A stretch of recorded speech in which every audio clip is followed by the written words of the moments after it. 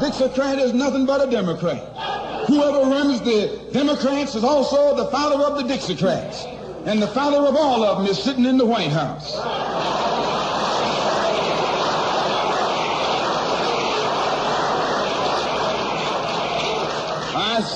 I say it again. You got a president who's nothing but a Southern segregationist.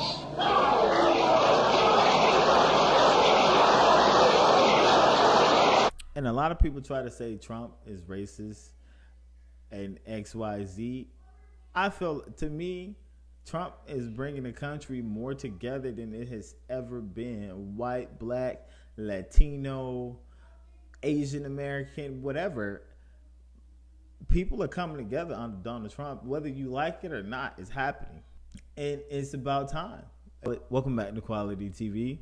And in today's video, I want to talk about, believe it or not, Malcolm X. So I know back in the day when Malcolm X was on the scene, the media, which still has the same control as it did then as it does now, they made Malcolm X seem like a bad guy. They made Malcolm X seem like he was all about violence. But I want to bring this clip to you, and I want you to listen to it, and we're going to react to it. He had the right idea, even when it came to politics. And now you see a lot of black men kind of gravitating to the Republican Party. It's the same thing that was going on back then with Malcolm X. Us being together, united, has always been a problem. And even now, when it comes to black men going to the Republican Party, they don't like how united it is. They call us names, even black people. We're Uncle Toms, things like that. But I want to bring this video to you and for you guys to see yourself that what's going on now has already been done before, and it's nothing new, and it's already been prophesied in a way. But without further ado, let's start. 22 million black victims of Americanism are waking up, and they're gaining a new political consciousness, becoming politically mature. And as they develop this political maturity, they're able to see the recent trends in these political elections. They see that the whites are so evenly divided that every time they vote, the race is so close, they have to go back and count the votes all over again. And then, like I said, I feel like this has already been prophesied. What's been going on in the last couple of elections, they got to go back and recount the votes because it's so divided. But Malcolm had the right idea. We're becoming more politically mature, and we're not falling for the same things. The wool isn't over our eyes anymore. It's just odd to me that if you support anything outside of the Democratic Party, they call you an Uncle Tom. They attack you. It doesn't stop. They have you all kind of names. House, N-word, all that when you support the Republican Party. which means that any block, any minority that has a block of votes that stick together is in a strategic position. Either way you go, that's who gets it. You're in a position to determine who go to the White House and who stay in the doghouse. You're the one. Why do you think the Dixiecrats go so hard to get the black vote? Because, like he said, we determine, it's so divided that we determine the winner of each and every election. So why do we keep voting for the ones that's not going to do anything for us? Make sense to me. I don't quite understand. Malcolm had the right idea, and they killed him for it. One who has that power. You can keep Johnson in Washington, D.C., or you can send him back to his Texas cotton patch.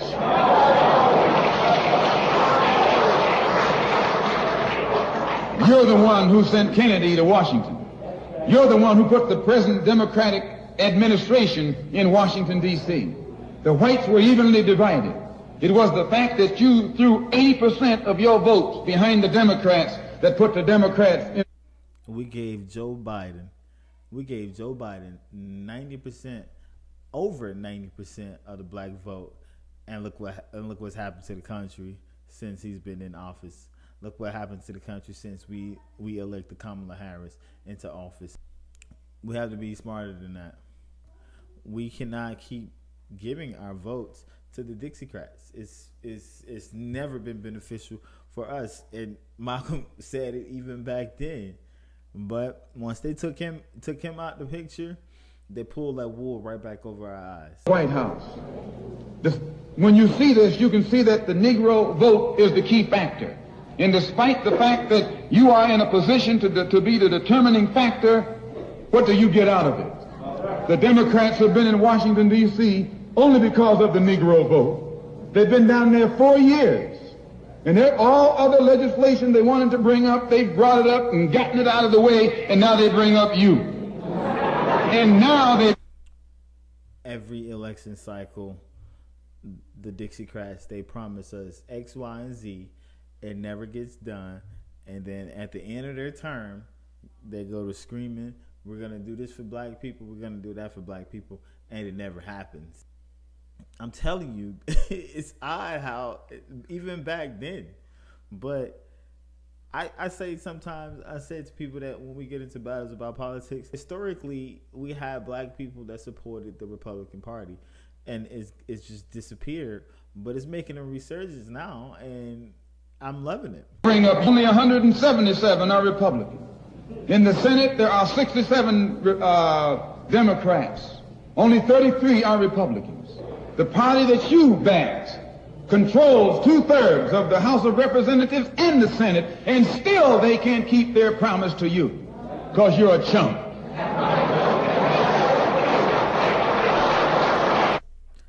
I'm going to go ahead and say it. The people that still voting Democrat today, after you've seen what's been going on the last 20 years, you're a chump. I mean, you're a chump. Attack me all you want to because I choose to vote Republican.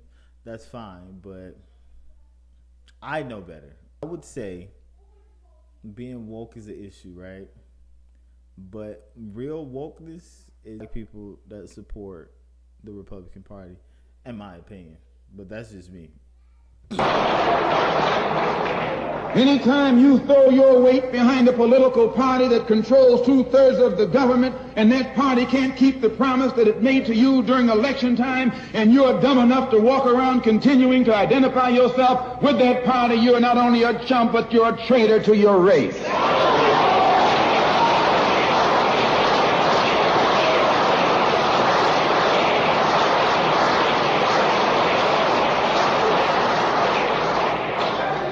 And what kind of alibi do they come up with?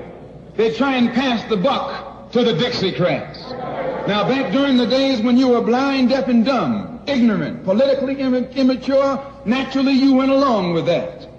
But today, as I can't tell you how many black people I know, just minorities in general, that just blindly vote Democrat no matter who's in the office, no matter what's going on, no matter how much you see that they don't care, you'll still give your vote to them. That's politically immature. I mean, I had to say it, people before me, yeah, they voted Democrat, but that's because we had a lack of information. With all the information that we have now, it makes no sense to continue to vote Dixiecrat. It makes no sense, and I'm going to do my part to make sure that I bring light to the situations where their light should be. Where they try to hide, I'm going to do my part to make sure that it's uncovered. I know you see it right in your face, but you choose to ignore it because the other side is Republican. That's how they want us to fight. They want us to be divided just like that. And it's crazy to me that you guys can't see that. But your eyes come open and you develop political maturity. Ignorant, politically immature, naturally you went along with that. But today, as your eyes come open and you develop political maturity, you're able to see and think for yourself.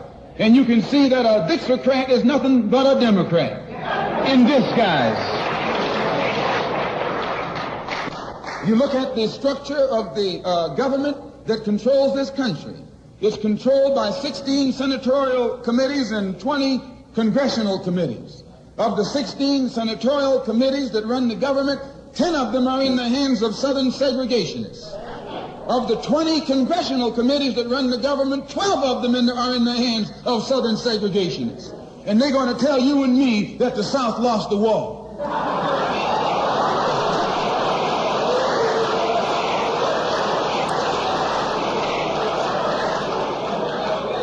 You today are in the hands of a government of segregationists, racists, white supremacists, who belong to the Democratic Party but disguise themselves as Dixiecrats. What Joe Biden said, if you don't vote for me, you ain't black, right? They know they had the black vote, so they don't care if they do something for you or not. I mean, even back then, Malcolm was trying to wake us up, and we was just so under this democratic spell that you had people, black people, that hated Malcolm, which all he was trying to do was help his fellow brothers and sisters. And even now today, you got people like me that support the Republican Party are out here actually trying to shine light on the lies that the Democrats tell, and we're hated for it. Like even your family, friends, significant others, it doesn't matter. If you decide to step out and open your eyes and become more politically mature, you're hated for it. I can attest to this. Dixiecrat is nothing but a Democrat. Whoever runs the Democrats is also the father of the Dixiecrats. And the father of all of them is sitting in the White House.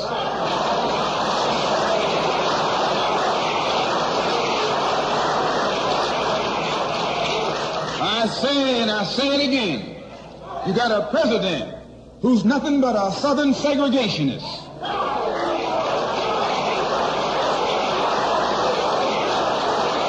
And a lot of people try to say Trump is racist and XYZ. I feel, to me, Trump is bringing the country more together than it has ever been. White, black, Latino, Asian American, whatever. People are coming together under Donald Trump. Whether you like it or not, it's happening. And it's about time. We're more close today to Malcolm's dream and to Martin's dream than we have ever been. And people hate you for being on the right side. And to me, we're on the right side of this debate. We're on the right side of this because it's in your face what the Democrats have been doing. They overthrow their own sitting president. Kamala Harris didn't have a nominee. She had not one vote, but somehow she's running for president. Make that make sense. At some point, not caring and being blind to it is a detriment. And I think that time is now. But I could be wrong. No, I'm not wrong.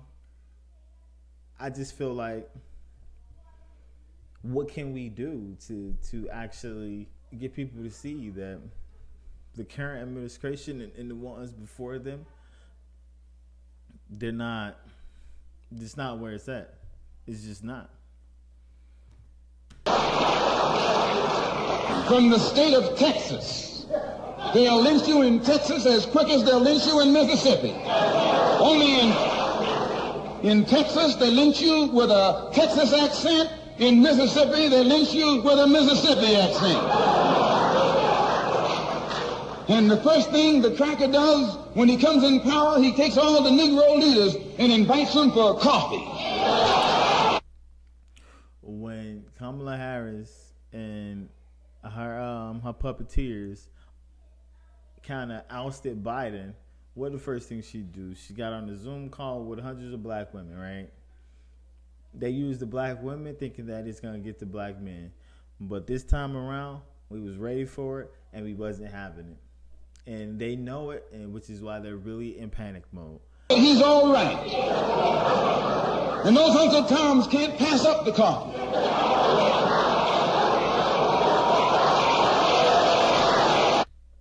When she first came in there, you had Meg Thee Stallion, different artists. Taylor Swift. They couldn't wait to hop on. And then, yeah, Kamala's where it's at. She's the cool one. She is the president of joy. She's going to bring back the great feeling of America. No, it ain't about joy. It's about, there's nothing joyous about what's going on in the current state of the world. It's nothing joyful about that. We don't need joy. We need some firm leadership, not joy.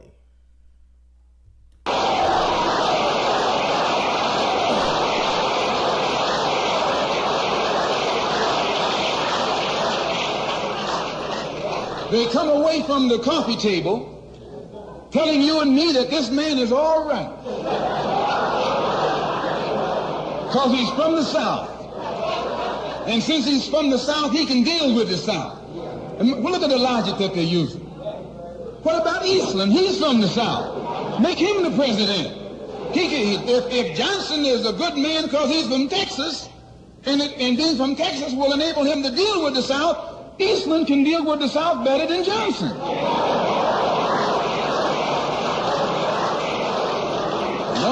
I say you've been misled. You've been had. Again, the people that support the Democrat, look at the logic that some of them have. Like, sometimes the arguments literally make absolutely no sense. And sometimes it's almost exhausting to even argue with some of the points. And then you can have them say it out loud on what's right or what's good for the situation of America, and they still will opt out of it just to vote for the Dixiecrats. They'll still opt out of it just because they don't like the way Trump talks. They'll still opt out of it just because they just don't like Trump at all. We're in trouble here. It's not about what you like or what you feel. We need some firm leadership. And the presidential candidate of joy cannot do it. Being took.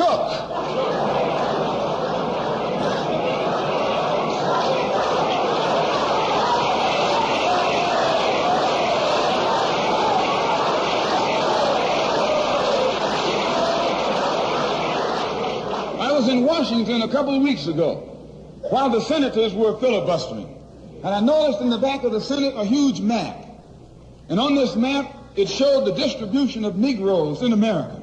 And surprisingly, the same senators that were involved in the filibuster were from the states where there were the most Negroes. Why were they filibustering the civil rights legislation? Because the civil rights legislation is supposed to guarantee voting rights to Negroes in those states. And those senators from those states know that if the Negroes in those states can vote, those senators are down the drain. I know Kamala Harris, she likes to talk about getting rid of the filibuster.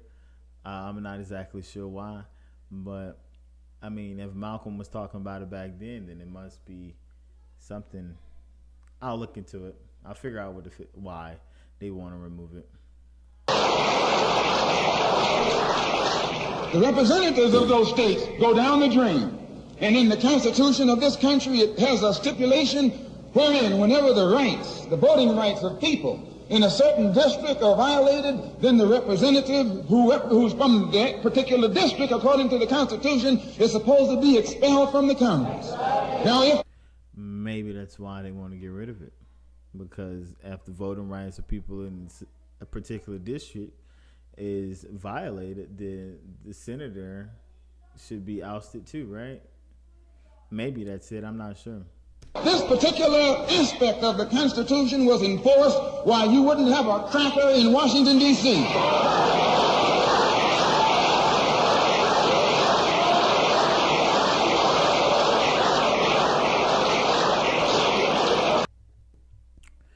All right, well, that is the end. That's the end of the video. I just think that it is amazing that we can today look at some things that happened way back when. I mean, like Malcolm said, voting for the Dixiecrats in 2024, I don't think that it's a beneficial thing for people that look like me. The reason why black men are waking up and getting hip to the Democratic Party is for reasons like this. The political maturity, the political IQ. We're growing, and the majority of it is our access to information. We have more access to information today than we have ever had, and it's starting to be more beneficial once we put it all together.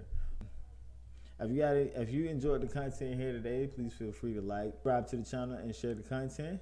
My name is Quan, and as always, peace, love, and fish grease. I'll see you guys.